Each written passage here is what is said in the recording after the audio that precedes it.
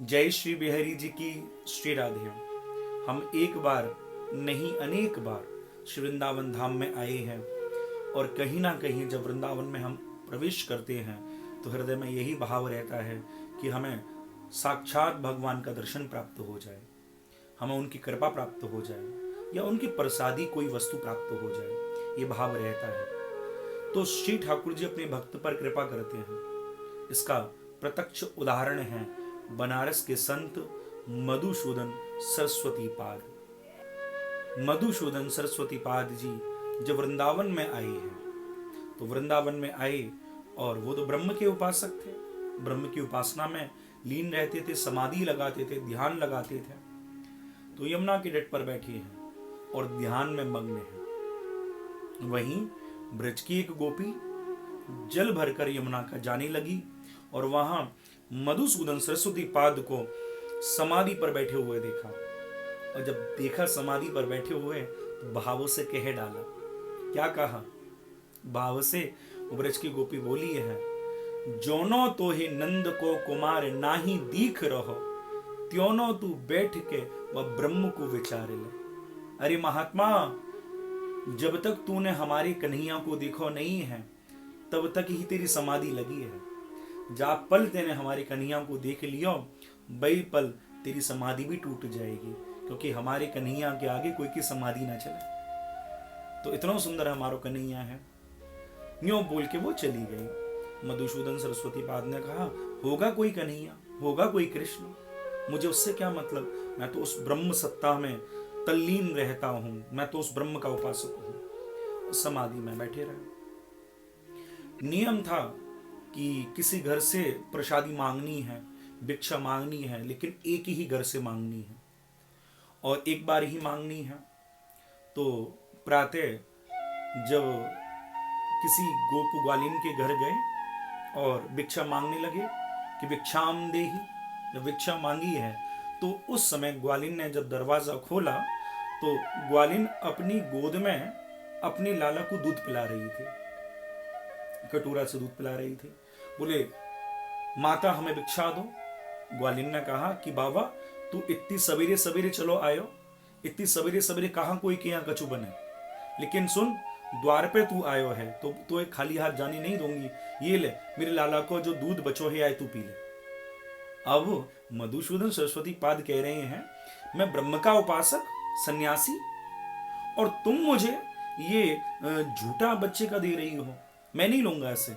और ऐसे गुस्सा होकर वहां से चले गए। अब वहां से जब चले गए और अब तो एक ही घर में मांगना था, अब तो भूखा रहना पड़ा पूरे दिन। तो रात्रि में जब सोने लगे तो स्वप्न में मेरे वृंदावन बांके बिहारी पहुंच गए और मेरे ठाकुर जी ने जब दर्शन दिया तो मधुसूदन सरस्वती पाद स्वप्न में ही खड़े हो गए और कहने लगे कि प्रभु, मैं तो उस ब्रह्म का उपासक था, लेकिन आपने मुझ पर कृपा करी, जो प्रत्यक्ष मेरे सामने आकर दर्शन आपने मुझे दिया, आपने कृपा करी है मेरे ऊपर। तो भगवान ने कहा कि भैया हम तो तेरे ऊपर ज्यादा ही कृपा करवे वाले हैं। तो पूछा कैसे प्रभु? बोले, आज अपनी ही प्रसादी, जो मैं दूध पीता हूं अपनी ही प्रसादी तो ही मैं पिलाना चाह रहा हो, तेरे आगे अपनी प्रसादी मैंने परोसी ही, लेकिन तुम मेरी प्रसादी छोड़कर चलो आयो। तब श्री मधुसूदन सरस्वती पाद को भानु हुआ कि ब्रज गोपिन, जो ब्रज गोपी मुझे दूध दे रही थी, मैंने उसका तिरस्कार किया, मैंने उसे छोड़ दिया था।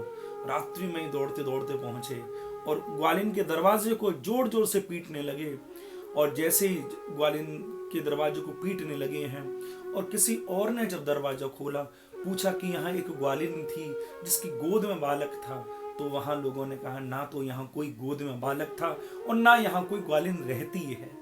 ये उस समय जब ये बात घटी तो इतना पश्चाताप हुआ, आंखों से आंसू बहने लगे, रोते रोते रोते रोते यमुना तट पर आकर बैठ गए, जहां उनके अनुयायी उन्हें ढूंढते ढूंढते पहुंचे और कहा कि गुरुदेव यहाँ आप क्यों बैठे हो, चलो यहाँ से। तो अपने अनुयायियों से कहने लगे, क्या मैं गुरु हूं? क्या मैं गुरु हूं? अब गुरु जैसा मुझ में कुछ बचा नहीं, क्योंकि गुरु किसी को मार्ग देता है, मैं तो खुद मार्ग से भटक गया। स्वयं श्री कृष्ण मेरे सन्मुख थे उनकी प्रसादी मुझे प्राप्त हो रही थी, लेकिन मैं तो चूक गया, मैं गुरु नहीं हूं। अद्वैत बीथी पतिकैरोपास्य स्वराज्य सिंहासन लब्ध दीक्षा सटेन केनापि वयम हटेन दासी कृता गोप बधू व्यतीन। अरे जिस समाधि में मैं उसे ढूंढता था वो मेरे सन्मुख आया, वो गोप ग्वालिनी की गोद में था, उसकी प्रसादी मुझे प्राप्त हो रही थी, लेकिन मैं उससे चूक गया, मैं गुरु नहीं हूं। मैं तो उस दासी का भी दास बन चुका हूं, उस दासी की गोद में वो पर ब्रह्म खेलता है, मैं उसके दर्शन के लिए तरसता हूं। मैं तो उस गोप ग्वालिन का भी दास बन गया हूं, मैं गुरु नहीं रहा। कहने का भाव कि जब वृंदावन में तुम प्रवेश कर रहे हो बंधुओं, ना जाने किस रूप में श्री ठाकुर जी तुम्हारे सन्मुख आ जाए, ना जाने किस रूप में सन्मुख आ जाए। कहा भी गया है वृंदावन महिमामृत में, यत्र प्रविष्टो सकलोपि जंतु आनंद सतचित घनता मुपैति। वृंदावन में प्रत्येक प्राणी, प्रत्येक चर अचर, वो जड़ वो चेतन, सब श्री कृष्ण का स्वरूप है। ना जाने किस रूप में सन्मुख आ जाए और कब आपसे चूक हो जाए। इसलिए वृंदावन में तो बड़ा सौम्य भाव धारण कर लो, सबको प्रणाम करो, सबसे मिलो। ना जाने कहा रूप में नारायण मिल जाए, किस रूप में मिलेंगे कुछ नहीं पता। ये वृंदावन की पतित पावन भूमि, जिस भूमि पर हम लोग आते हैं और परात्पर श्री कृष्ण को खोजते हैं, वह श्री कृष्ण किस रूप में हमारे सामने आएंगे हम नहीं जान सकते। इसलिए तो भैया यहाँ आकर केवल अपने आप को श्री ठाकुर के चरणों में समर्पित कर दो। यहाँ बुद्धि मत लगाओ, यहाँ विवेक मत लगाओ, यहाँ तो समर्पण होना चाहिए। समर्पित हो जाओ ठाकुर जी के चरणों में। यही दिव्य भाव आज मैं आप लोगों के सामने इस वीडियो के माध्यम से परोस रहा हूँ। आप सभी भी अनेक वैष्णव वृंद बंधु बांधवों को यह भाव शेयर करके सभी के मध्यस्थ रखो, वो भी इस भाव को सुने और वृंदावन की महिमा को जाने। आप सभी इस वीडियो को अधिक से अधिक शेयर कर दें और अंत में मेरे साथ दोनों हाथ उठाकर कह दो, श्री राधे श्री राधे श्री राधे।